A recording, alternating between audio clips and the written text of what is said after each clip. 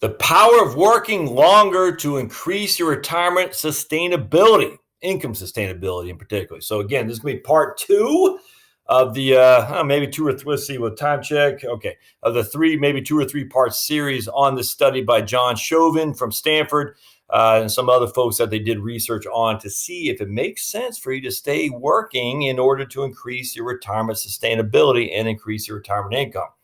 And their argument is yes, that's the most important thing you can do when it comes to your financial stability. My argument, though, is also yes, but in a little bit different way. Not that you continue to work, but we're going to show you why. And we're going to dive into that here at part 2. So don't forget to subscribe down below, my friends. All right. So increasing sustainable lifetime standard of living is very expensive. At 62, the conversion factor for couples is 0.033267, which means that for every additional $100,000 that you annuitize, would raise your annual inflation-adjusted standard of living by $3,327. These quotes implicitly take into account the current real low interest rates and the anticipated mortality of today's retirement age individuals. All right, so I want to show you this because this is make sure we're going to go back to this right here. Oops, I went way over. All right, so we're going to show you this annuity chart because I think it's critically important. So what we're doing here is a lot, as we've already talked about the last thing about annuitizing for your optimal wealth. And a lot of people, I'm not annuitizing, but let's just say you do that because this is what the study shows. Here you are right here, $100,000 for a joint couple who's 62 years old, and this is a man and woman couple. They're going to net $3,327 a year inflation-adjusted income. That same $100,000, if they waited till they're 70, would net them about $4,400 or so. So you can see the amount that $100,000 buys increases by each and every year. That's 33% roughly increase between 62 and 70, which is the exact same thing with Social Security. You take Social Security at 62, you get less of a payment. You take Social Security at 70, you get more of a payment. Why? Because you're more likely to die here. You're closer to death at 70 than you are to 62. So from an actuarial table, it's all the same to the insurance company. They say, you're going to die in 25 years, you're going to die in 17 years, we're going to pay the same amount. Now, if you're a male and just using a single life, your $100,000 will get you about $4,200 a month in inflation-adjusted income. If you wait till you're 70, it gets you about $5,700 a month, a year in inflation-adjusted income. Right? Yeah, a year. Because men die sooner. That's all there is to it. In a single life, it's just you. Once you die, the payment stops. Once you die down here, the payment continues on for your surviving spouse. So I thought that's pretty interesting. The longer you wait, the more benefits you can get from annuitizing a portfolio, which goes back into their whole scenario of why working longer. Oops, keep going to that wrong one. Why working longer increases your retirement sustainability, because they're saying you're adding more to your retirement pot. You're taking out none from your retirement pot while you're still working, and you're increasing your Social Security benefit. Inherently makes sense. We're going to go into this a little bit here too. All right. Let's see. Financial planners often use replacement ratios like the one they talked about before, which is your pre-retirement income needs. Your pre-retirement income versus your retirement income needs, how much you need in retirement versus how much you're using when you didn't retire. These ratios are a rule of thumb deriving from the life cycle framework. And Schultz and Shardy show that optimal replacement rates derived from a life cycle model vary greatly by household. For example, a couple with children should target a lower replacement rate than a couple without children, as the former, the couple with children, old Josh, can reduce childcare expenses during retirement. I don't have to pay for braces. I don't have to pay for basketball shoes, field trips, the whole thing. In addition, there's been some debate regarding the appropriate denominator. It just says how much do you really spend more in retirement or less. There's not really much of a debate anymore, but that's fine. The optimal replacement ratio can vary greatly depending on the choice of the denominator. Yep. In our stylized example, since we assume a 0% wage growth, both economy-wide and for the individual, all denominator choices are equivalent. So you're comparing apples to apples, all right? And they do not take a stand on the optimal retirement replacement ratio because you can't take a stand on it. I mean, at the end, we just don't know. What do you need in retirement relative to the income you're making now is completely different on the guy next door. You just don't know. So you just can't have in general 80% or 70% rule. It doesn't make sense. It's got to be more specific than that. So I actually appreciate that very, very much that these guys are saying that, because I 100% agree. Let's keep going down here. All right. So, okay. Despite 30 years of saving 9% of earnings, the annuitized 401k balance for only 19.4% of retirement income, with Social Security accounted for the remainder. This fact alone highlights the incredible value of Social Security. If our stylized primary earner delays retirement by 1 year to 67, again, where we're delaying retirement also means we're delaying Social Security. There are 4 impacts on retirement income.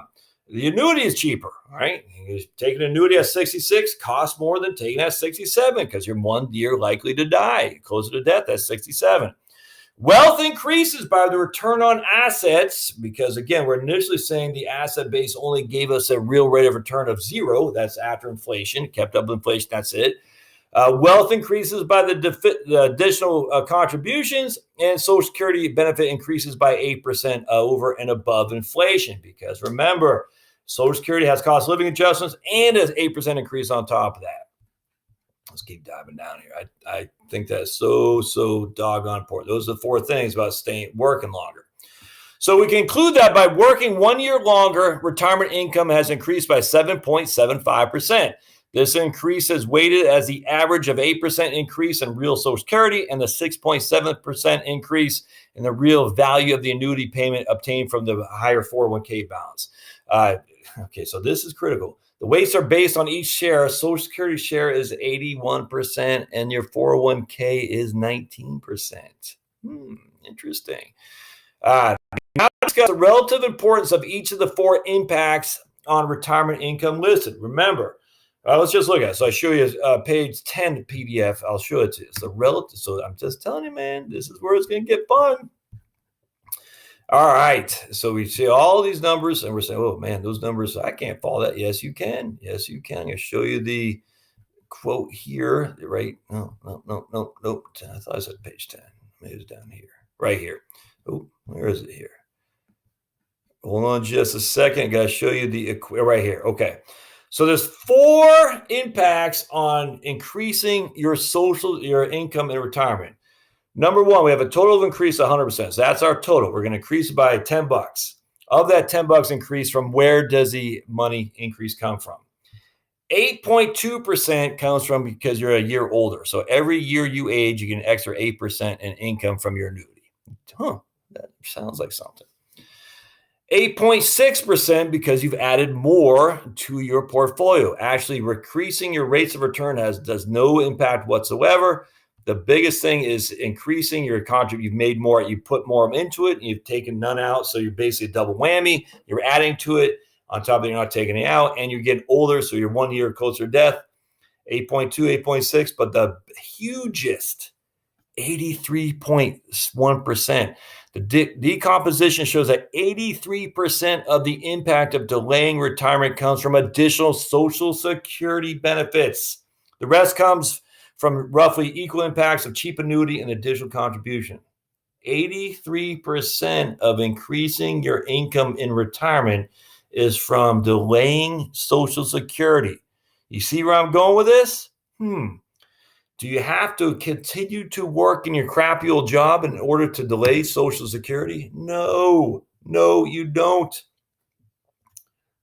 Interesting. What does that mean then? Well, let's keep going down. If 83% is contingent on delaying Social Security, I'm going to say this again. The decomposition shows that 83% of the impact of delaying retirement, what they're saying is to continue to work, comes from additional Social Security benefits. Even though they're saying taking additional Social Security benefits by delaying retirement means you're continuing to work. We can also consider the range of increasing investment returns, real investment returns after inflation, from 0 to 8%. Let's see. Do I have the second column of table 2 reports the growth of retirement income relative to the baseline as a result of 1 year of additional work. The results suggest that the impact, and this is pretty important, the impact Relative impact of working longer is fairly insensitive to asset returns. 1 year of additional work raises retirement income by roughly 8% for real returns of 0 to 3%. And then the income rises gradually to 10% in the case of 8% total return. So basically saying if you got real returns of 0 to 3% and you worked an additional year, you increase your retirement income by about 8%. If you got 8 to 9, 10% real returns, you would increase your standard of living by 10%. So essentially, a quadrupling of your rates of return would give you a 25% increase in your standard of living. All right. And a quadrupling of that rate of return would be a huge quadrupling of your risk, too. So working longer, i.e., deferring Social Security, gives you a whole lot more increase in your retirement income ability, increase of your retirement income stream of income than it does if you have a higher rate of return in retirement or by a pretty significant amount. I mean, I cannot stress enough. Increase your risk and it will increase your return, your income by about 25%, but you're increasing your risk by 400%. 400% higher risk for a 25% rate of return income increase, not a good trade-off from the risk return category. It's just not. Let's keep going down. All right. However, even when asset returns are very high, the impact of Social Security still dominates the increase in retirement income. The number one thing when it comes to increasing your retirement income by far and away, even with high, in fact, I'd say even not realistic returns, we're talking 8, 9, we're talking 10, 11, 12% before inflation, is Social Security. The impact of Social Security still dominates the increase in retirement income. So again, these guys are saying the increase in retirement income through Social Security is the number one contingency. It is. And they're saying, so work longer, i.e. to delay taking Social Security because that is the biggest impact on your retirement income standard of living as you go forward. But that doesn't mean you have to work longer. It just means defer taking Social Security. The results are unequivocal. Primary earners of ages 62 to 69 can substantially increase their retirement standard of living by working longer. The longer work can be sustained. So the more longer you work in your crappy old job, the higher the retirement standard of living is. For example, retiring at 66 instead of 62 can increase your living standard by about a third. But remember, they're assuming you're retiring, and that's the same time you're taking Social Security. So they're saying work from 62 to 66 also means you're not taking Social Security from 62 to 66. What I'm saying is quit your job at 62, live off your retirement assets to delay taking Social Security, and that's going to be almost the same because Social Security is about 80 to 83% of the total increase of your retirement increase in sustainability. The other is a factor if you're getting older, getting closer to taking an annuity, your portfolio is not being tapped as soon. But the predominant, the vast amount is your Social Security income. It's not working longer. They're just saying working longer, but they could have said the exact same thing when it comes to delaying taking Social Security. Quit earlier, just don't take Social Security. But they're saying working longer is synonymous with not taking Social Security until you retire. And I'm saying you don't need to do that. You don't need to split them up. All right. As we will show in section 3, no reasonable amount of additional savings could impact the retirement standard of living so significantly. So you can save, hopefully take more risk. That is secondary. Third, it's not even spitting distance of the impact of taking Social Security later. Oh man, I just cannot stress that enough. The second result observed in the table is that the returns to working longer decrease as earnings increase. A decomposition of the 4 impacts, we talked about that, reveals that the first 3 impacts, cheaper annuity, returns to wealth, and additional contribution are constant across wage levels. However, the Social Security impact changes.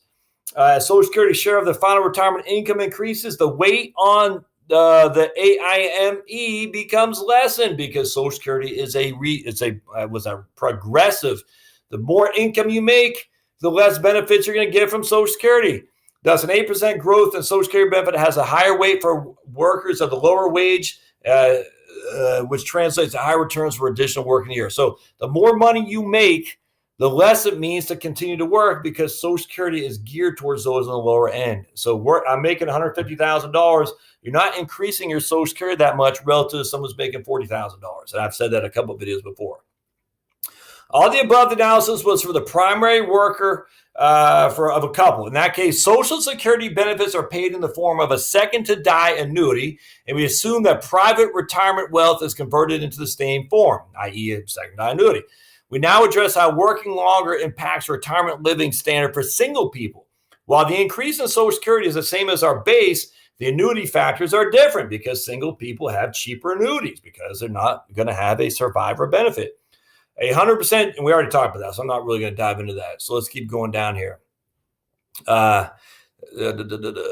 Okay, so basically annuity is going to, the increase in lifetime retirement is always great for, the increase in lifetime retirement income is always greater for married couples compared to single, as a higher income is paid out as a second-to-die annuity on top of Social Security. So all we're saying here is we're just saying at the end of the day, if you're single, it's cheaper to buy an annuity because there's no second person to benefit, and it's also cheaper for you to delay taking Social Security. I don't need to say cheaper, but it makes more sense because there's no person to benefit. But every situation is different, if that makes sense. So if you're single, taking an annuity makes more sense because you get more bang for your buck. Does it make more sense to delay taking Social Security? Well, the answer is yes, but you're not going to leave it as an impact to your surviving spouse. So let's just put it that way. An alternative way to boost retirement living is to save more. We've already talked about that. It just does not matter that much. Unless you start from a young age at 36 and you save 1% more. So suppose that our stylized primary earner worker saves 1% more of wages starting at age 36. That is, they move from 6% to 7% personal contribution rate with a 3% employer match. So they're saving 10% as opposed to 9%. If the higher rate of contributions were saved for the entire 30 years, that would have, then the replacement rate would rise to 33% to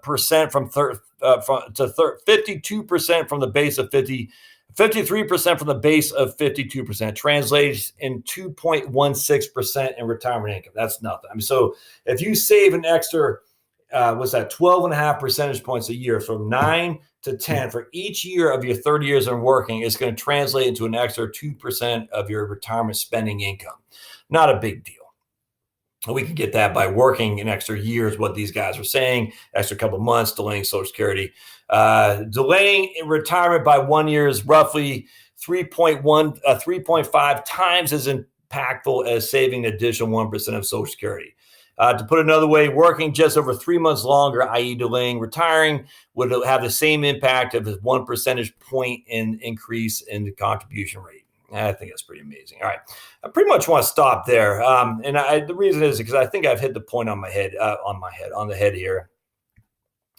There's a couple of things that'll help you. Let's see. And we talked about saving more, working longer for Social Security. We talked about a high wage worker to the lower wage worker need only work 2.1 months to equivalent the benefit of 30 years of savings because Social Security is progressive. The higher wage worker has to work longer because they don't get as much on the higher end. So I want to stop here because at the end of the day, I think I made my point. What they're saying is the way you can increase your retirement income and have more retirement is working longer. And they're working longer synonymously with delaying taking Social Security. And I completely agree with that. But the reason for that is because your Social Security represents such a significant impact of your retirement income. So the longer you delay taking Social Security, the more benefit you're going to have, sustainable benefit from an annuity that is adjusted for inflation each and every year. So some of the other strategies are you could buy an annuity with some of your 401k money. And the way to increase your income there is to buy an annuity as you get older because it's more expensive. It's less expensive to you because you're more likely to die sooner. I mean, again, an annuity at 62 versus an annuity at 70, we already showed you that the 62 one is significantly more expensive for the same amount of income. Work longer, you're adding to your portfolio, which is good, and you're also not taking from your portfolio, which is good. It's just not that significant. It'll give you about an 8% of the 100% of the $100. Let's just say using $100 that increases your retirement income, $8 will be generated because you're getting older from your buying annuity. $8 will be simply due to the fact that you've added more to your portfolio and you haven't taken money out. The rest has come from increasing Social Security. contributing more, having taken on more risks, it's just not worth it. The number one thing to do is to defer Social Security by far. Nothing even comes close. Nothing even comes close. So if you're 62 and you say, I got to work another 5 years, this you would think would prove that, but it doesn't prove it. It says, no, defer taking Social Security is by far and away the number one thing you can do. Taking on more risk, adding more to your portfolio does not get the job done relative to the one thing only, which is deferring taking Social Security. And from a way second place, we're talking way back second place, is earning, getting older where you can take an annuity because they'll pay you more because you're going to be older next year than this year. That's number 2. And that's it. Everything else is secondary. So when you see work longer and increase your retirement income, it's actually work longer to, let me get someone from Columbia's calling me. It's actually work longer in order to defer taking Social Security. That is a lesson, my friends. Defer, defer, defer.